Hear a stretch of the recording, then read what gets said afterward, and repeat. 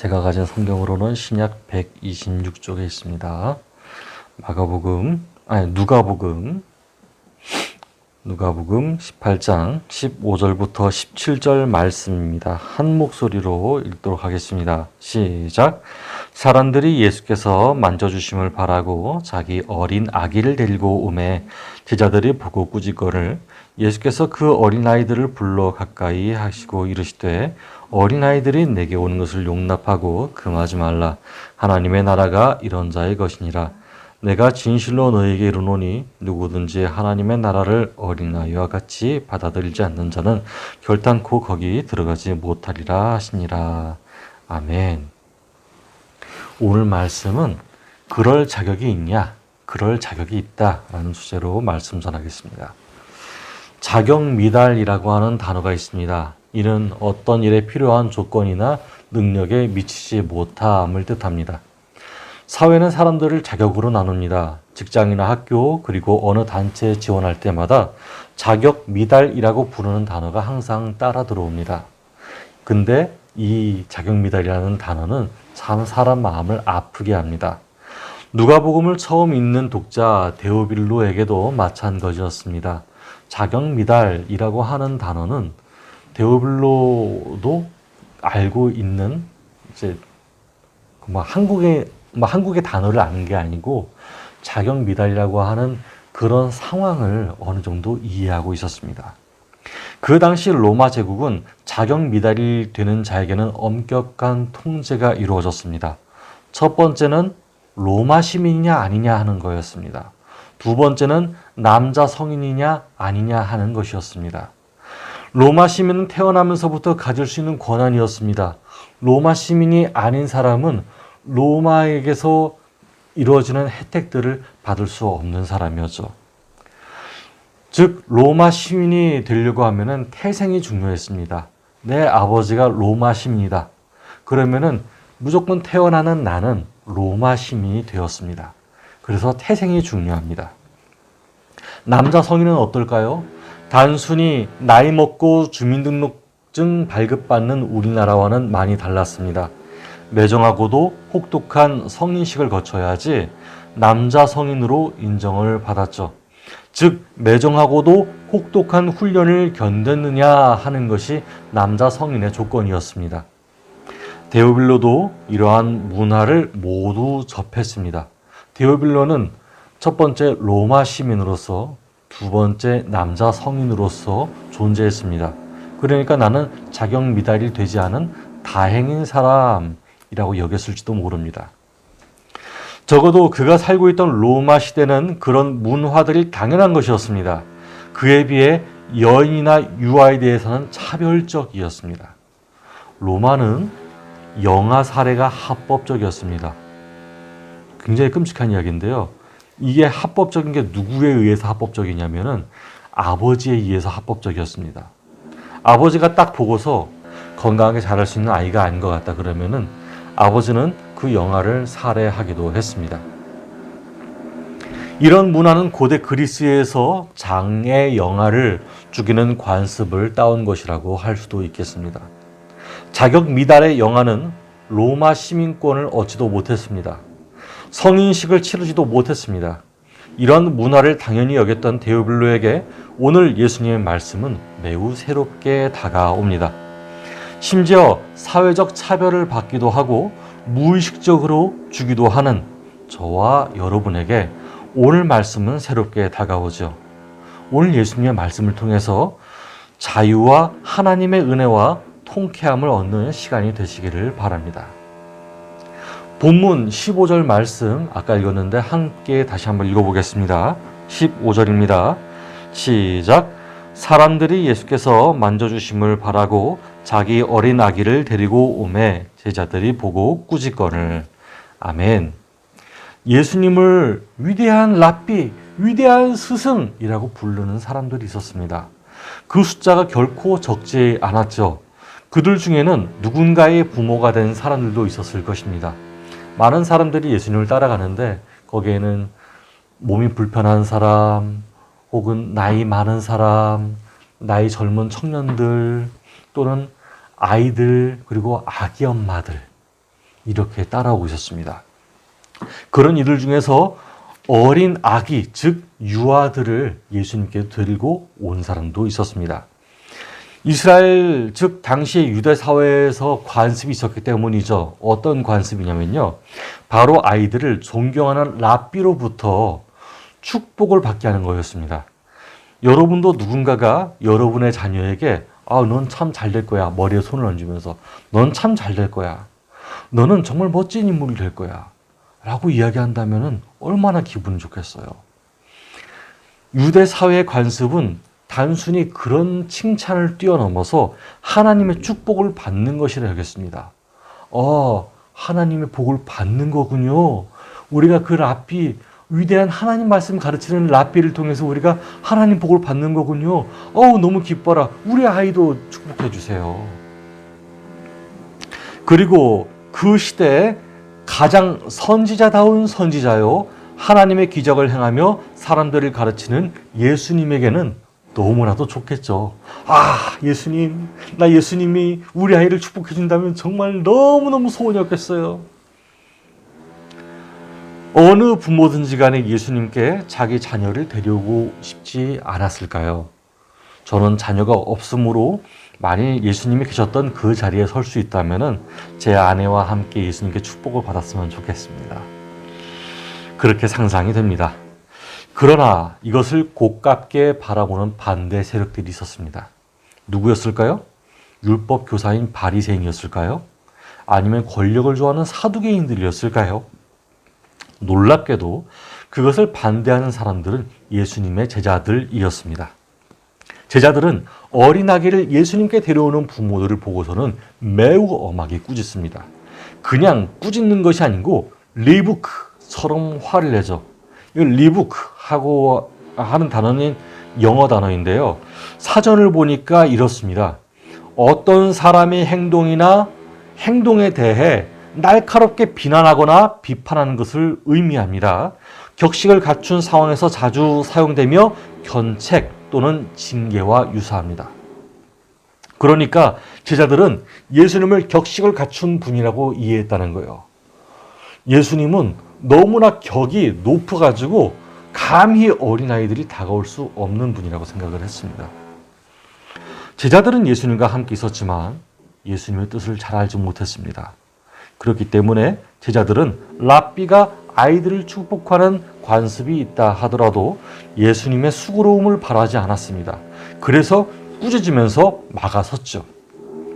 아마 제자들의 고함 소리에 그렇게 데리고 온 아기들이 울음을 터뜨렸을지도 모릅니다. 으앙 하고 울었을지도 몰라요. 우리들은 무슨 제자들이 저래 그렇게 얘기할 수도 있겠어요. 그러나 그 당시 본문을 읽고 있던 데오빌로는 그럴 수도 있지 라고 생각했을 것입니다. 로마 시대가 여자와 아이들에 대해서 그렇게 차별적인 대우를 많이 했기 때문이죠. 그러나 누가복음 속의 예수님은 그런 제자들과 데오빌로의 마음을 떨쳐버리십니다. 16절을 함께 읽어보겠습니다. 16절 시작. 예수께서 그 어린아이들을 불러 가까이 하시고 이르시되 어린아이들이 내게 오는 것을 용납하고 금하지 말라. 하나님의 나라가 이런 자의 것이니라. 아멘. 여러분, 예수님은 어린아기들을 만져주기를 바라는 부모의 마음을 거절하지 않았습니다. 사실 아기들은 자기 의사결정권이 없었어요. 그것보다는 부모의 결정과 원함에 따라서 예수님께로 왔습니다. 부모의 의사결정권에 따라 예수님께로 가는 아이들은 그 자체로 연약한 존재들이었습니다. 아기에게는 권세가 없었습니다. 힘도 없었습니다. 심지어 지식도 없고 지혜도 없었습니다. 부모가 없이는 생존할 수 없는 연약한 존재입니다. 사회의 일원으로 치부할 수 없는, 그리고 존경할 만한 이유도, 섬길 만한 이유도 없는 가장 연약한 지체가 바로 아기들입니다. 그런 아기를 예수님께서는 친히 환영해 주셨습니다. 제가 여러분에게 묻습니다. 이 세상에서 자기 혼자의 힘으로 살아갈 수 있는 존재가 얼마나 될까요? 이 땅을 혼자 살아가는 방법을 어느 정도 알고 있는 사람이라도 혼자 사는 것은 이 세상에서는 쉽지가 않습니다. 만만치 않은 것이 바로 세상입니다. 위험과 재해와 욕심이 자리 잡고 있는 것이 바로 이 세상입니다. 저희들이 전도를 하죠. 전도를 왜 합니까? 하나님 나라에 초대하려고 전도를 합니다. 하나님 나라는 하나님의 뜻이 이루어지는 곳이 하나님 나라입니다. 사랑이 이루어지는 것이 바로 하나님 나라입니다. 우리 주변에 어린아기처럼 연약한 지체가 있다면 그가 안식을 찾을 곳이 바로 하나님 나라 아니겠습니까? 본문에서는 부모들이 아기를 데리고 왔습니다. 그렇다면 오늘 우리들이 영적 부모가 되어서 다른 사람을 전도하는 것이 하나님의 뜻 아닐까요? 그것이 예수님이 기뻐하신 뜻이 아닐까요? 예수님께서 말씀하십니다. 이런 어린아이들이 내게 오는 것을 용납하고 금하지 말라. 하나님의 나라가 바로 이런 자의 것이니라. 아멘. 자기 죄를 고백하는 세리를 의롭다 하고 억울한 과부의 기도에 응답하시며 연약한 어린아기를 천국 시민으로 삼으신 예수님. 이 예수님을 우리는 믿고 있습니다. 그러므로 복음의 기회는 누구에게든지 열려져 있죠. 17절 말씀을 함께 읽어보겠습니다. 17절입니다.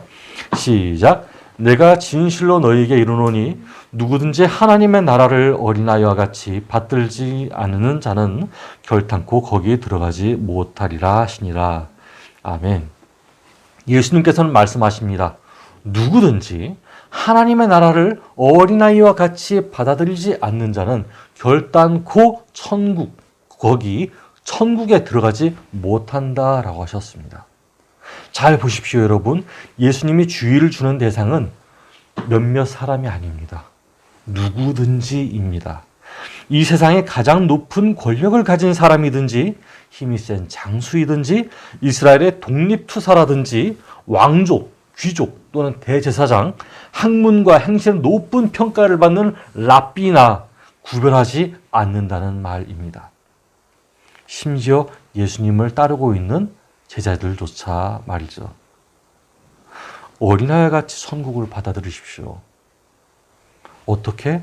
순수하게? 또는 철없이? 아닌 것 같습니다. 부모의 손에 이끌려서 부모가 허락하여 주는 것에 입을 여는 아이처럼 말이죠.